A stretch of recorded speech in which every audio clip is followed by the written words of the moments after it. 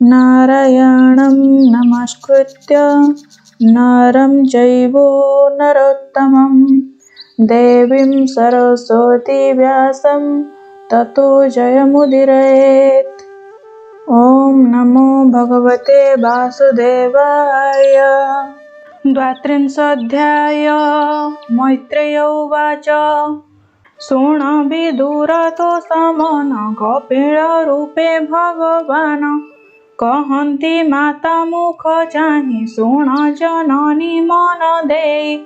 कपिल उवाच भो मात शृण सावधाने संशय तेजी शुद्ध मने प्राणी जातना गति जेते कहिली तुम्भरा अग्रते प्राणीर कर्म गति जेते विधि निषेध बेनि मते जे प्राणी गृह धर्मे थाई स्वधर्मे नित्य आचरई तहि सुसिद्ध काम अर्थ ए आश्रे भ्रमु थाई व्यर्थ पुणी से धर्म आचरई से धर्मे काम अर्थ पाई कामर मूढ़ मति नर कृष्ण भक्ति करे दूर अर्थ संचय अविरत यज्ञ रे देई थाई चित्त करई यज्ञ अनुष्ठान तहि पूजई वेदमान तदन्ते पितृतोष अर्थे पूजई श्राद्धे शुद्ध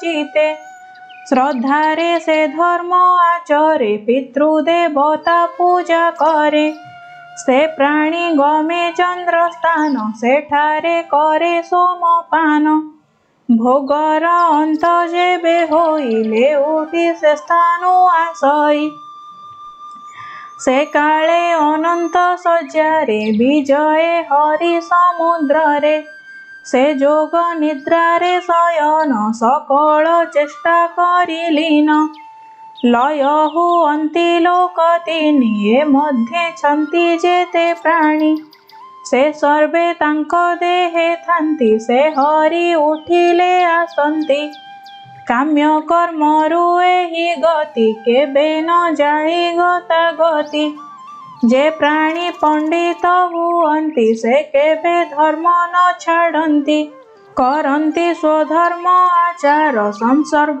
तेजी सर्वठार साधन्ति नाही अर्थ काम देखन्ति सर्व माया भ्रम कर्मादि कृष्णे समर्पन्ति से वेद विधि न छाड़न्ति हुअन्ति शान्त धर्मे रत निज धर्म रे श्रद्धा चित निवृत्ति धर्म परायण हुअन्ति अहंकारहीन मायारु स्नेह दूर करी कृष्ण भजने प्रिय भरी ए धर्म सत्व गुणमय विशुद्ध चित्त तहु होए ए मंत जेवा प्राणी मन तांक प्रयाण मात शुण से सूर्य रश्मि द्वारे जानती परम पुरुष लभन्ति पर पर ईश जेहि ए विश्व प्रकृति सेहि से विश्व मुख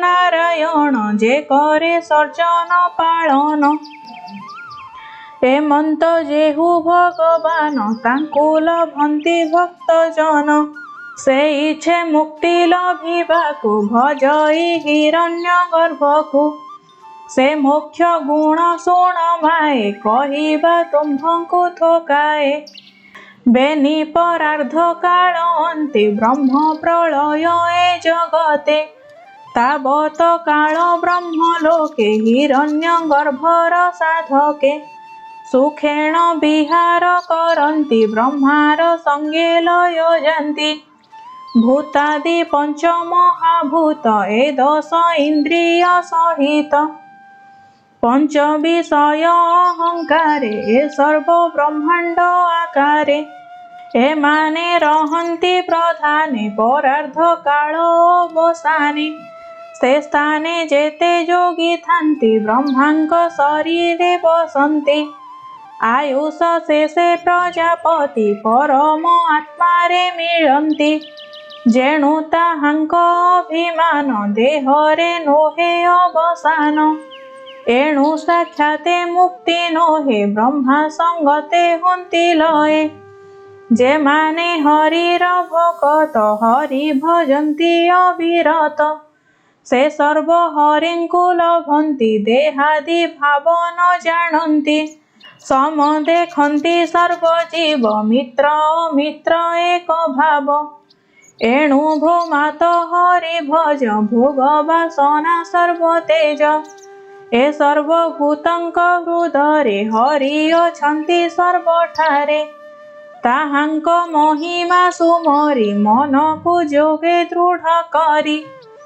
ताहांकु भजिले तरिब ए देह पुणी न होइब। जे आद्य चराचरंकर जाहांकु बोली सुरेश्वर। कुमार आदि सिद्ध जेते जोग करन्ति अविरते। निसंग कर्म ही करन्ति तथापि भेद न छाड़न्ति।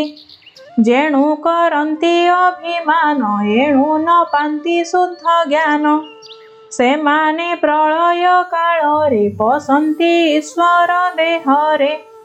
होइले सृष्टिर जागर पुणी घेनन्ति अवतार। लभन्ति निज निज स्थान भोग करन्ति कर्ममान। जे माने काम्य कर्मे रत कर्म करन्ति अविरत। निंदित कर्म न करन्ति वेद विधिरे आचरन्ति। इंद्रिय न जिणिले जेणु सकाम कर्म कले तेणु। रजगुणरे तांक मन आसक्त थाई अनुक्षण। गृह कर्मरे होई रत पितृंकु पूजे अविरत। विमुख श्रीकृष्ण कथारे रहन्ति गृहादि व्यापारे।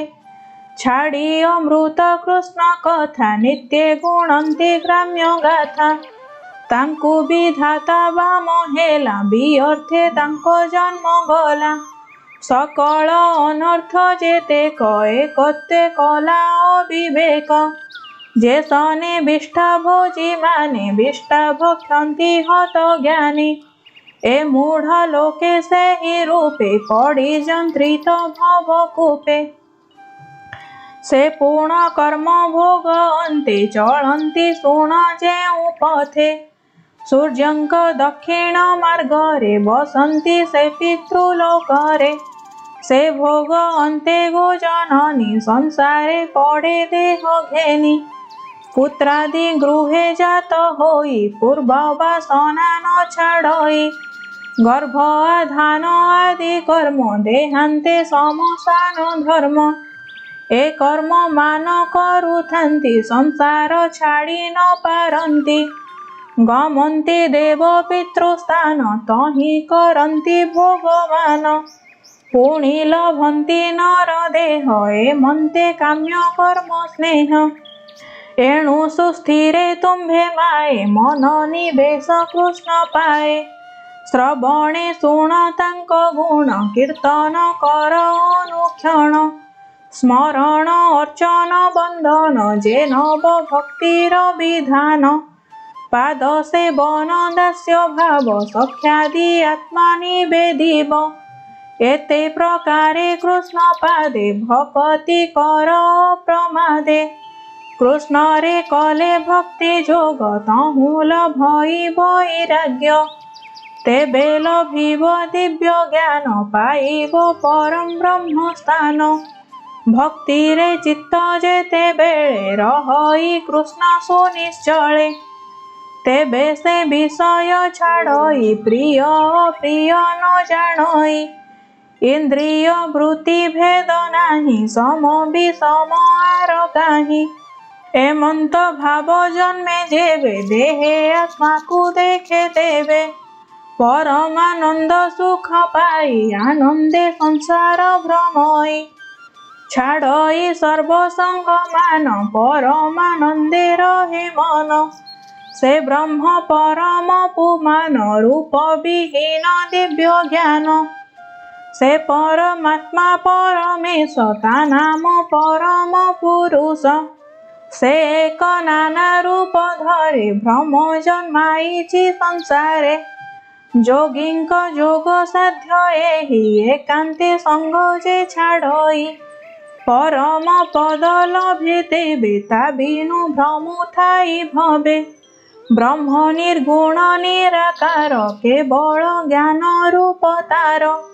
ଶବ୍ଦାଦି ଧର୍ମ ଯାର ମାଏ ସେ ଧର୍ମେ ପ୍ରକାଶ ସେ ହୋଏ।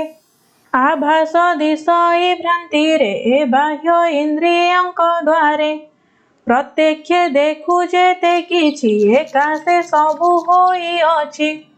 କହିବା ସେ ହେତୁ ପ୍ରକାର ଯେ ରୂପେ ବ୍ରହ୍ମାଣ୍ଡ ସଞ୍ଚାର। ପ୍ରଥମେ ମହତ ହୋଇଲା ତହୁଁ ସେ ଅହଙ୍କାର ହେଲା। ତ୍ରିବିଧ ହୋଏ ଅହଙ୍କାର ଏ ପଞ୍ଚଭୂତ ରୂପ ତାର। ମନ ଇନ୍ଦ୍ରିୟ ଏକାଦଶ ଏଥୁ ବ୍ରହ୍ମାଣ୍ଡ ପରକାଶ। ଜୀବ ରୂପରେ ସେହି ତହିଁ ସ୍ୱରୂପ ତାହାରଟିଏହି। ଯେବେ କରଇ ଯୋଗାଭ୍ୟାସ ଶ୍ରଦ୍ଧାରେ ଭଜଇ ବିଶେଷ। ବୈରାଗ୍ୟ ସଙ୍ଗ ତ୍ୟାଗ କରେ ମନ ନିବେଶି କୃଷ୍ଣ ଠାରେ। ତେବେ ସେ ପ୍ରପଞ୍ଚ ଲେଛଇ ପରମ ଆତ୍ମାକୁ ଚିହ୍ନଇ। ଭୋମାତ ସାବଧାନେ ଘେନ ତୁମ୍ଭଙ୍କୁ କହିଦେଲୁ ଜ୍ଞାନ। ଏ ଜ୍ଞାନେ ବ୍ରହ୍ମ ଦର୍ଶନ ଏହା ବୁଝଇ ଯେଉଁ ଜନ। ପ୍ରକୃତି ପୁରୁଷଙ୍କ ତତ୍ତ୍ୱ ସେ ପ୍ରାଣୀ ଦେଖଇ ବ୍ୟଜତ। ଜ୍ଞାନ ଯୋଗରେ ତାଙ୍କୁ ପାଇ ଭକ୍ତି ଯୋଗରେ ଲଭ୍ୟ ସେହି। କେବଳ ମାର୍ଗ ମାତ୍ର ଭେଦ ନ ବୁଝି ପାଏ ବହୁ ଖେଦ। ଜ୍ଞାନରେ ନିର୍ଗୁଣ ଭଜଇ ଭକ୍ତିରେ ସଗୁଣ ଲଭଇ। ସେ ଆତ୍ମା ଏକ ନାନା ହୋଏ ଦୃଷ୍ଟାନ୍ତ କହେ ଶୁଣ ମାଏ। ଦେଖ ସାକର କ୍ଷୀର ଆଦି ଧରନ୍ତି ନାନା ଗୁଣ ବିଧି। କିନ୍ତୁ ପଦାର୍ଥ ଏକ ମାଏ ଇନ୍ଦ୍ରିୟ ଭେଦେ ଭିନ୍ନ ହୋଏ। ଚକ୍ଷୁରେ ଶୁକ୍ଳ ବର୍ଣ୍ଣ ଦିଶେ ରସନେ ମଧୁର ବିଶେଷେ। ତ୍ୱଚରେ ଶୀତ ଉଷ୍ମ ଭେଦ ନାସାରେ ସୁବାସ ଆମୋଦ। ଭୋମାତ ଆତ୍ମା ବ୍ରହ୍ମ ଏକ ଗୁଣରେ ଦିଶଇ ଅନେକ। ଯେ ତାକୁ ଯେ ରୂପେ ଭଜଇ ସେ ତାକୁ ସେ ରୂପେ ଦିଶଇ। ତାକୁ ଜାଣିବ ଏକ ବୋଲି ନ ବୁଝି କରୁଥାନ୍ତି କଳି। ଶାସ୍ତ୍ର ମାର୍ଗରେ ନାନା କହେ ସେ ପୁଣି ଏକ ନାନା ନୋହେ। ଶୁଣ ଜନନୀ ଶାସ୍ତ୍ର ଭେଦ ଯେଣେ ଛାଡ଼ିବ ସର୍ବଖେଦ। ଯେ କ୍ରିୟା ପୂର୍ତ୍ତି ଆଦି କରି ଯେ ଯାହା କରନ୍ତି ଆଦରି। ତହୁଁ ଯେ ହୋଏ ଭୋଗମାନ ଏ ସବୁ ରୂପ ଭଗବାନ। ଯୋଗ କର୍ମରେ ପ୍ରାପ୍ୟ ସେହି ଦାନରେ ଅନ୍ୟ ନାହିଁ କେହି। କେହୁ କରନ୍ତି ତପମାନ ସେ ସବୁ ତହୁଁ ନୋହେ ଆନ। ସେହିଟି ବେଦ ଅଧ୍ୟୟନେ ମୀମାଂସା ଶାସ୍ତ୍ର ତାହା ଭଣେ। ନିଷିଦ୍ଧ କର୍ମ ତ୍ୟାଗ ଯେହି ସେ ଧର୍ମ ଜାଣିଥିବ ସେହି। ସନ୍ନ୍ୟାସ କାହାର ବା ଧର୍ମ ଯହିଁ ଛାଡ଼ନ୍ତି କାମ୍ୟ କର୍ମ। ବିବିଧ ଅଙ୍ଗ ଯୋଗ ସେହି ଭକ୍ତି ଯୋଗରେ ପ୍ରାପ୍ୟ ଏହି। ଜ୍ଞାନ ଯୋଗ ହିଁ ତାକୁ କହି ସେ ଏକ ବସ୍ତୁ ସର୍ବମୟୀ। ସକାମ ନିଷ୍କାମ ଯେ ଧର୍ମ ସଗୁଣ ରୂପ ସବୁ ବ୍ରହ୍ମ।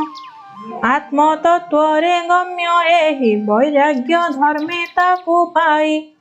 ଏମନ୍ତେ ନାନା ଶାସ୍ତ୍ର ମତେ ଯେ ପ୍ରାଣୀ ଭଜଇ ଯେ ମନ୍ତେ। ସଗୁଣ ନିର୍ଗୁଣଟି ସେହି ତା ବିନୁ ଅନ୍ୟ ନାହିଁ କେହି। ଏ ଭକ୍ତି ଯୋଗ ଚାରି ମତ ସ୍ୱରୂପ କରିଲୁ ବ୍ୟକତ। ଯେ କାଳ ଅନ୍ତରେ ଧାବଇ ସୃଜନ ଆଦି ଯେ କରଇ। କହିଲୁ ସ୍ୱରୂପ ତାହାର ଭୋମାତ କର ତୁ ବିଚାର। ଗତି ଏ ଜୀବମାନଙ୍କର ଅବିଦ୍ୟା କର୍ମରେ ପ୍ରଚୁର। ଏ ଆତ୍ମା ତହିଁ ପଶିଥାଇ ଆପଣା ଗତି ନ ବୁଝଇ। ଏମନ୍ତେ ଜୀବ ଗତାଗତି କହିଲୁ ଛାଡ଼ ମନୁଭ୍ରାନ୍ତି। ଏ ଯୋଗ ନ କରି ପ୍ରକାଶ କହିଲେ ଧର୍ମ ହୋଏ ନାଶ। केबे हे खळे न कहिब विनय जे प्राणी नहिब न कहि दुर्जन अग्रते अपरे धर्म ध्वजी जेते दाम्भिक अग्रते न कहि प्रलोभी प्राणी अटे जेहि जे गृह धर्मे होई रत तारे न कहि कदाचित न सहे जे भकत जने न कह भक्तिहीन जने एमंत लोके न कहिब गर्वित भाव जार थिब मो भक्तिहीने न कहिब मो भक्ति द्वेष जार थिब जाहार श्रद्धा एथि थिब ताहाकु ए मार्ग कहिब भकत जने एहा कहि जे भक्त जनरे सेवई जे प्राणी एथे स्पृहा करे ए धर्म कहिब ताहारे जे प्राणी सर्वभूते मित्र ताहाकु कहिए चरित जे प्राणी गुरुंकु सेवई ए दीक्षा तारी शिक्षा देई विषये वैराग्य जाहार जे प्राणी शांत चित्त धीर जे प्राणी होए निर्मत्सर विनीत शुचि निरंतर प्रिय मानंक अति प्रिय करई मोर ठारे स्नेह एमंत प्राणी के कहिब धर्म ठारे लुचाइब श्रद्धारे जेहा शुणन्ति अथवा आदरे भणन्ति मोहर पदवी से पाए सत्य कहिलु एहा माए तृतीय स्कंधे भागवत कपिल मुनि जोग ख्यात मातांकु देले ज्ञान बाणी सुजने तर एहा शुणी कर्म विपाक प्राणींकर 32 अध्याय संचार श्रवण कर साधु जने ब्राह्मण जगन्नाथ भणे इति श्रीमद्भागवते महापुराणे पारमहंस्यां संहितायां तृतीय स्कंधे कापिलेये 32 अध्याय।